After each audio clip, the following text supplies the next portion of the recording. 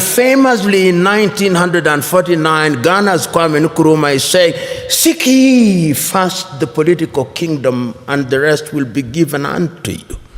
And I dare say that the rest has never been given to us. And even if it is coming too slowly. But it is instructive that at that time, the spirit was about the continent of Africa. We were conscious, the leaders were conscious that Africa decolonized without unity would remain weak. And of course, Africa is weak. The weakest continent on earth is this continent in which we are, our continent. So the struggle for independence was everywhere across the world, across the continent of Africa. So when on the 6th day of March, Ghana regained her independence as Ghana, it was then Gold Coast, I think the most eloquent and the most passionate warrior for Pan-Africanism was Nkrumah. He said on that day, and again later, that the independence of Ghana means nothing if the rest of Africa is not free. And he meant it, because when Ghana regained independence in 1957, 1 year later, Guinea regained her independence. A year later, the French Sudan, or what we now call Mali, regained her independence. They signed a pact to create what they call the African Union. They thought at that time that that would be Africa in her embryonic days. And they invited Patrice Emery Lumumba in 1961, but of course Emery Lumumba was then assassinated in the month of January 1961. And he warned, this is one of the things that always stands out in my mind, that Nkrumah, of all leaders at that time, was able to see that if we were not united, we would go nowhere. So in 1958, he summons a meeting in Accra, Ghana, of the then independent African countries, and tells them, if we don't unite now, the neo-colonialist is going to ensure that we remain disunited and we remain small, and they are going to ensure that the neo-colonial project continues. In 1961, on the first day of January, again in Casablanca, Morocco, he tells his audience, let us unite now, before each one of our leaders begins to get used to power. Because power is easy to get used to. You who have been elected will know. Once you become a minister and you become used to people saluting you and opening your doors, if it happens for 1 month, you will find it very difficult if you lose your ministerial position when there is nobody to salute you and to open your doors. That is how attractive power can be. And he warned the people then.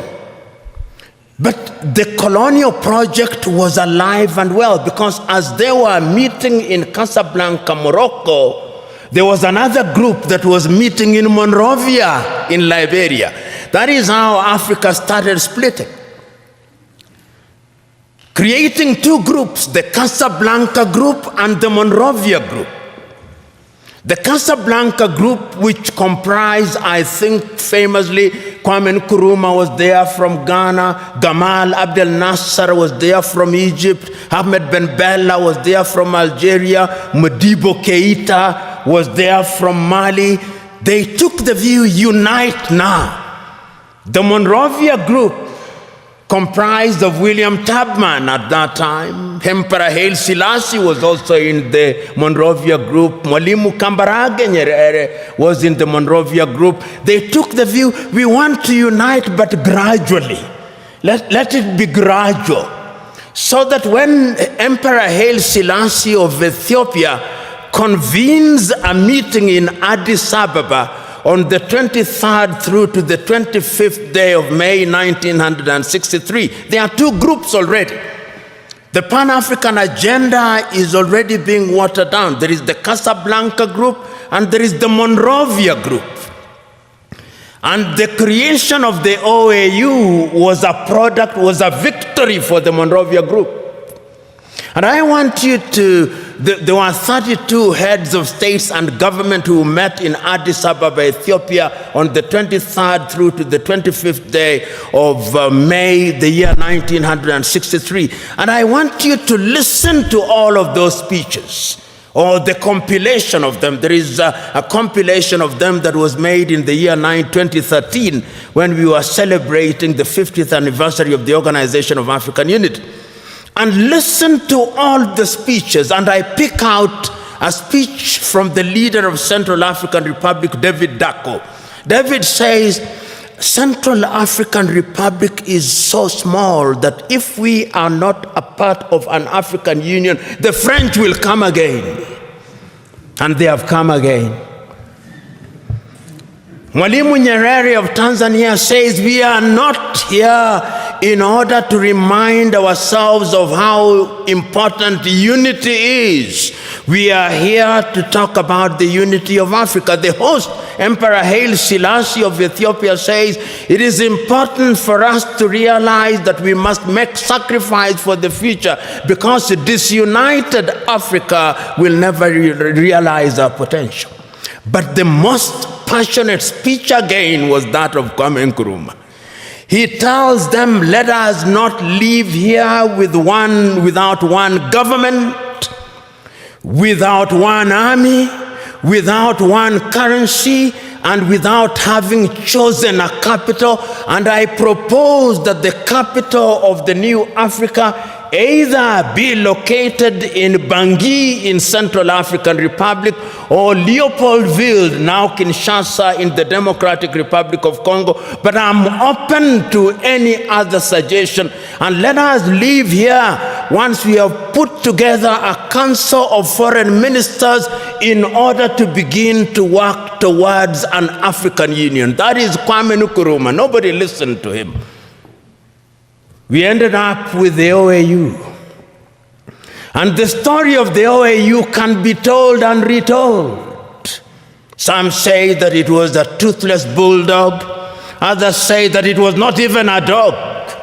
But whatever it was, it cannot be denied that it made a contribution to the process of decolonization of the continent in many ways, complete with the establishment of the liberation unit of it, which was headquartered in Dar es Salaam in the United Republic of Tanzania, which was spearheaded the decolonization of quite a number of countries at that time.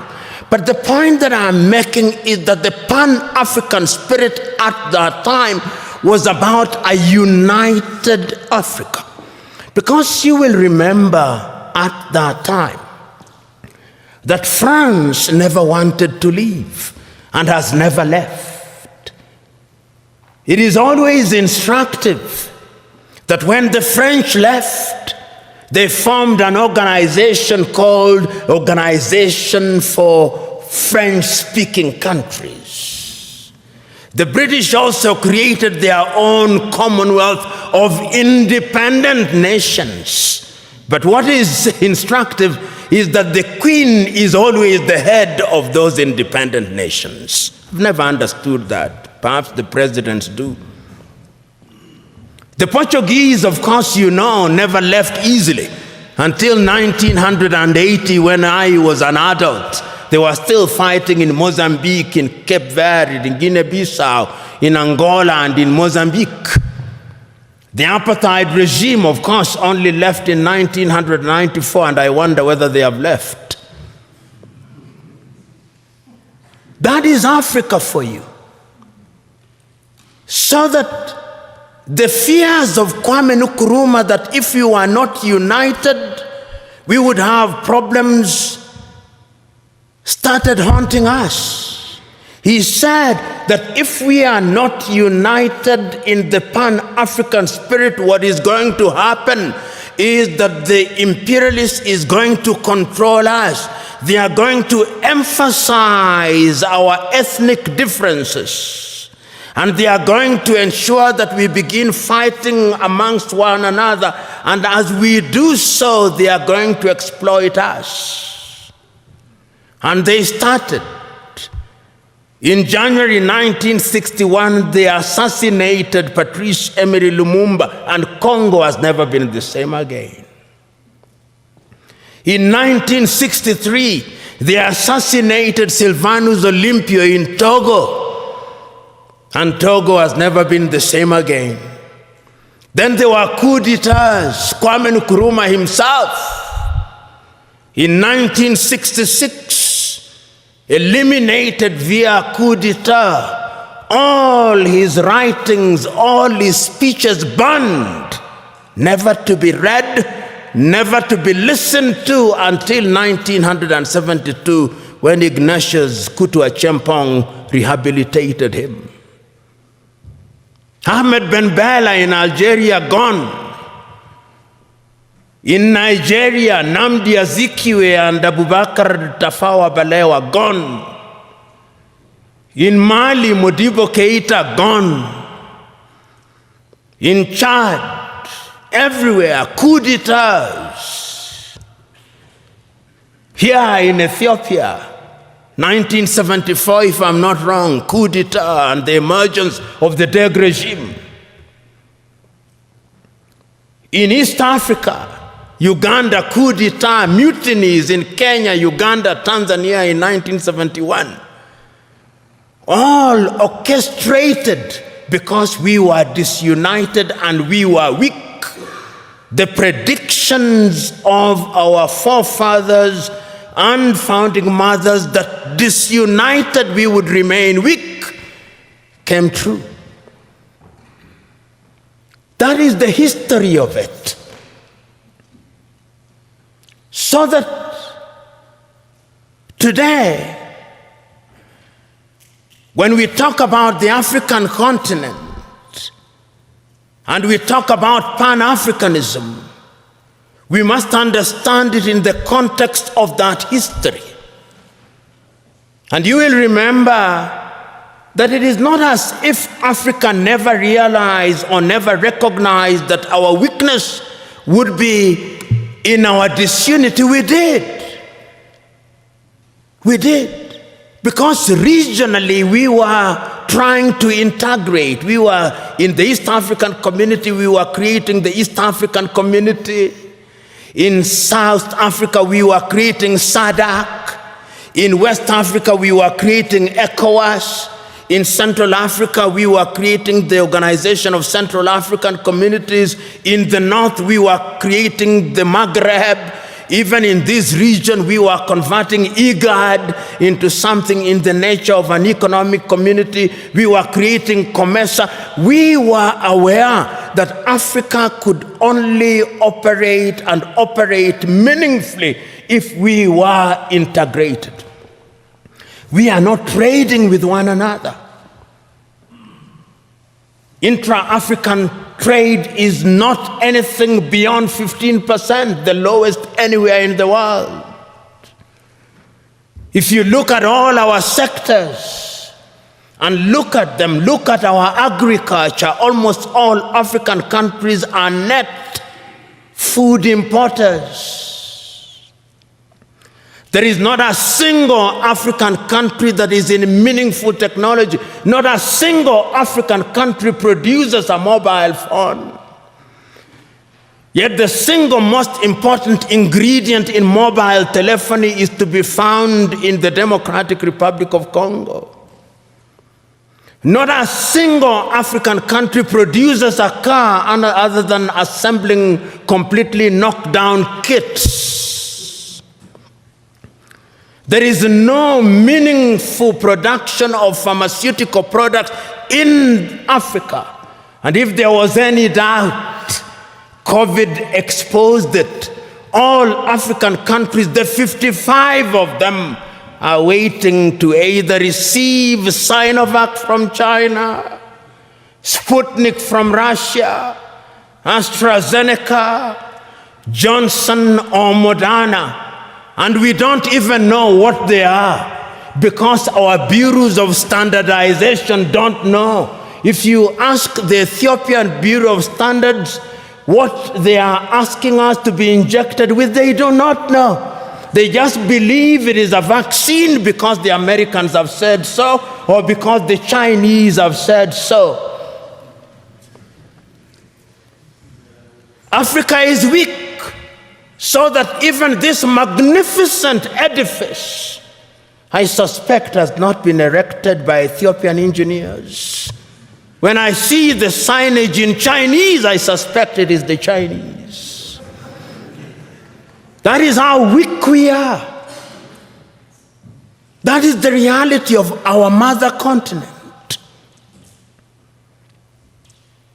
It is because we are politically weak, we are economically weak, socially we are disorganized, culturally and spiritually we are confused.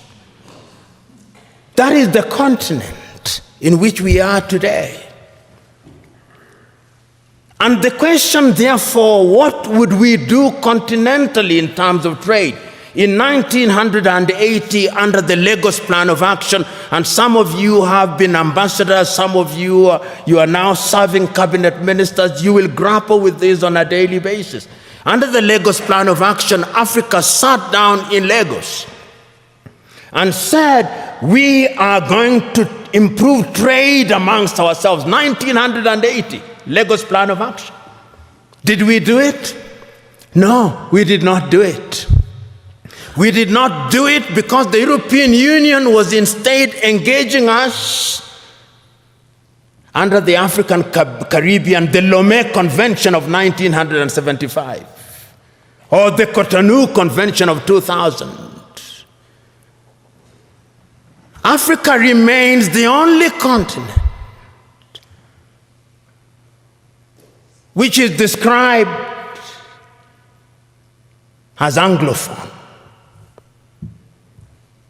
So in Kenya or Uganda, where possibly only 20% speak the English language, we are Anglophone. In French, former French colonies, they are Francophone. In former Portuguese colonies, they are Lusophone. In some Arab countries, they are Arabophone. That is who we are. So, when the OAU met in 2013, they asked the question, what happened to the Pan-African spirit? And when, therefore, they met in Sirte, in Libya, under the tutelage at that time of Muammar al-Gaddafi, it was resolved in 1999 that the OAU be renamed and be referred to as the African Union, and it was launched, as you know, in Durban, South Africa in the year 2000.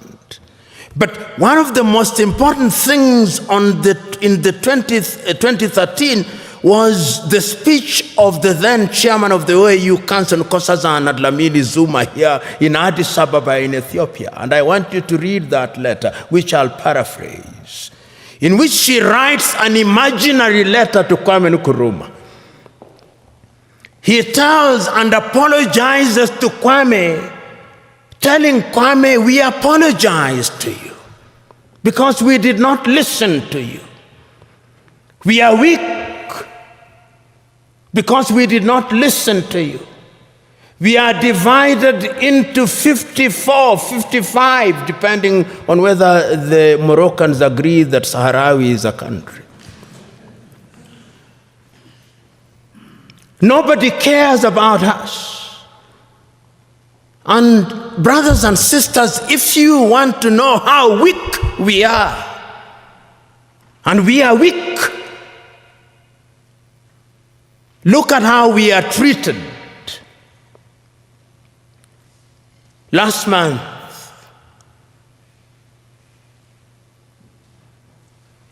the world met in New York, the General Assembly. When African heads of states and government are speaking, the hall is empty. Nobody bothers because they are saying nothing. And even if they are saying something, it is something that can be ignored. Compare when an African head of state and government is speaking and when the Prime Minister of Little Israel is speaking. They will listen because we are weak and disunited.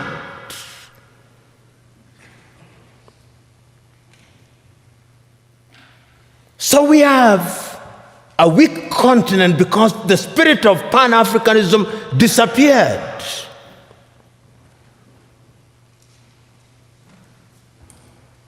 So the question that we can ask, what is the state of Pan-Africanism as we speak today? The African Union, which is weak, says the right things and does the wrong things 9 out of 10 times.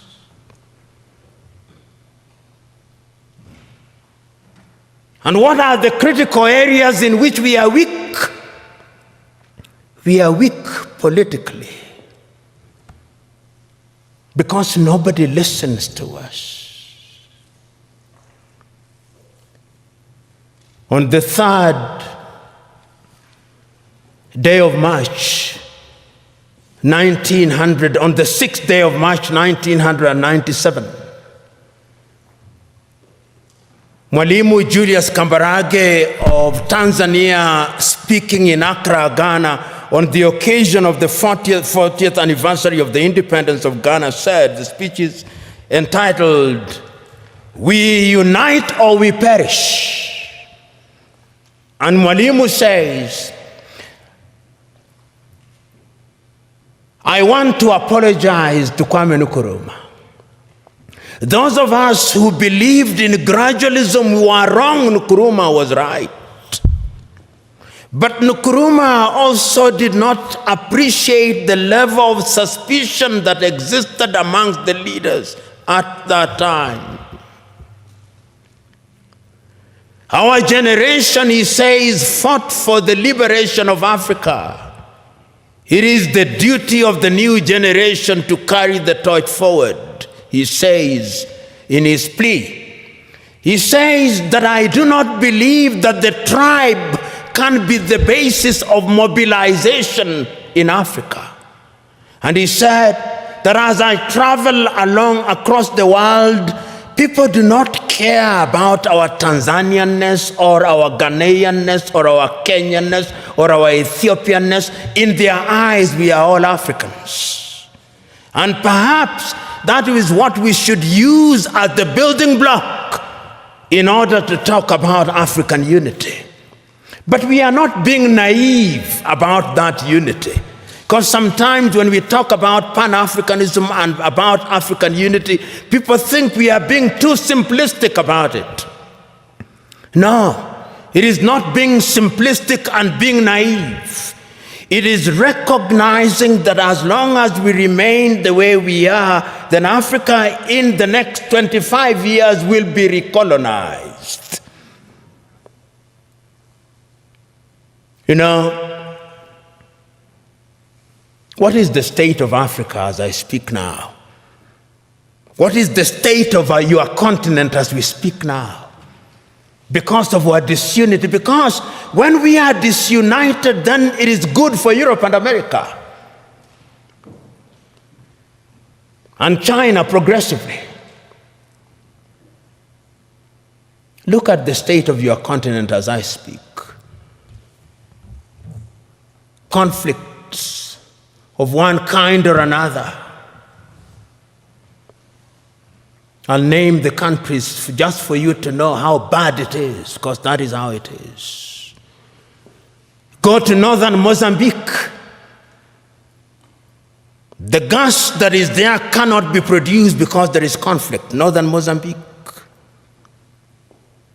Go to Somalia. Conflict. Here in your motherland, conflict. Go to South Sudan, conflict. Go to Sudan, conflict. Go to Libya, conflict. Go to Central African Republic, conflict. Go to the Democratic Republic of Congo, conflict. Go to Burkina Faso, conflict. Go to Mali, conflict. Go to Chad, conflict. Go to Niger, conflict. Go to Cameroon, conflict. Go to Nigeria, conflict. Do I go on? That is the state of the continent. So that even when we talk about intercontinental trade, you tell me, can you drive from Addis Ababa to Dakar in Senegal? Unless you are Daredevil himself. Which group will not kidnap or ambush you? That is the state of the continent because we are weak and disunited. I fly from Nairobi, Kenya for 1.5 hours. I come from the shilling zone. I go into the birr. 33 currencies in Africa. 33 currencies. None of which is used to conclude transactions anywhere. I come to Addis Ababa, Ethiopia, and I show my shilling. They say, what is this? But let me show the dollar. Oh, this is it. Let me show the euro. This is it. 80% of transactions in Africa are concluded outside of the continent in dollars. So you may have the Central Bank or the Federal Bank of Ethiopia, or Mickey Mouse.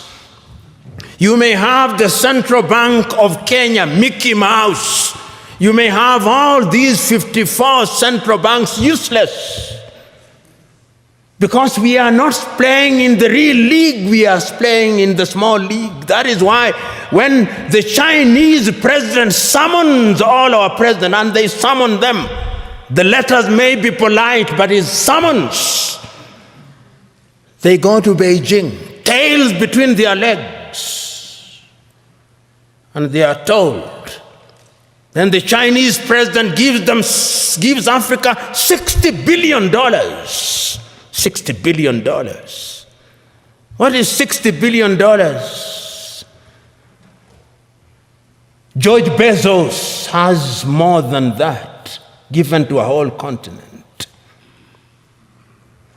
That is the state of the continent. So as you have the honor and privilege of serving in the government of Ethiopia, and as you think about integration, that is the continent in which you are now, weak. Kwame Nkrumah once said in 1963 that only on a continental basis shall we be able to plan the proper utilization of all our resources for the full development of our continent. That was part of Kwame Nkrumah's speech in 1963 during the Addis Ababa Heads of State Conference, that only on a continental basis shall we be able to plan the future utilization of all our resources for the full development of our continent. Kwame Nkrumah was simply telling African leaders and Africans that Africa can fully utilize its resources if they are united. If Africa is united, then it has the capability of utilizing its resources. When we talk about Africa, we talk about a white continent. When we talk about Africa, we talk about a green continent. When we talk about Africa, we do not talk about a black continent. Why am I saying so? Africa, I have always said, is a very beautiful girl. A very beautiful girl that attracts the attention of very many suitors across the world. Africa is a very beautiful girl that attracts the attention of a superpower, United States, that attracts the attention of a superpower, Russia, that attracts the attention of a superpower, China, that attracts the attention of a superpower, North Korea, and many other superpowers. That is the power of Africa. These superpowers, these foreign governments, are competing in Africa. They are competing to seduce Africa, this beautiful girl. Why are they competing to seduce Africa? Because they know Africa is a beautiful girl with a fruitful womb. And yet, if foreigners understand the beauty of Africa, Africans themselves do not understand and appreciate the beauty of Africa. Why am I saying that Africans do not appreciate the beauty of Africa? Africans do not appreciate the beauty of this girl Africa, because for decades now, Africans have been fighting among themselves. For decades now, Africans have been electing leaders who are corrupt. For decades now, Africans have been focused on amassing wealth rather than working for the people. African leaders have been focusing on amassing wealth, filling their pockets rather than working for the people. That is the tragedy of Africa. Foreign governments understand the special place of Africa. Foreign governments understand the value of Africa. Foreign governments understand the criticality of Africa in their development.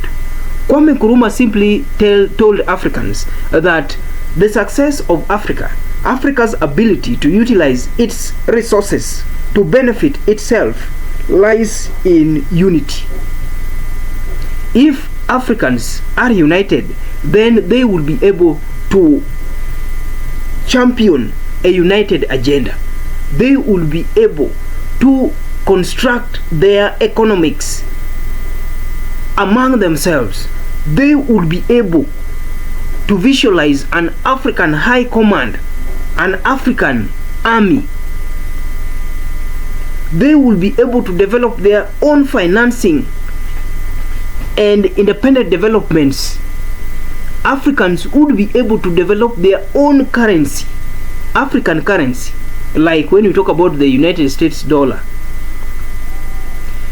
We have not achieved this because Africa is not united. And Kwame Nkrumah said simply that only on a continental basis shall we be able to plan the proper utilization of all our resources for the full development of Africa. That means that until the economic power of Africa is in our hands, the masses can have no real concern and no real interest for safeguarding our security. Currently, the economic power of Africa is in foreigners' hands. The social power of Africa is in foreigners' hands. The political power of Africa is in foreigners' hands. that means that Africa does not define its development. Africa does not define its politics. Africa does not define its economics. And Africa does not define its social status. If Africans communicate and argue on a continental basis, that means they unite on a continental basis, then they would be able to unleash their power, which is feared by foreign governments.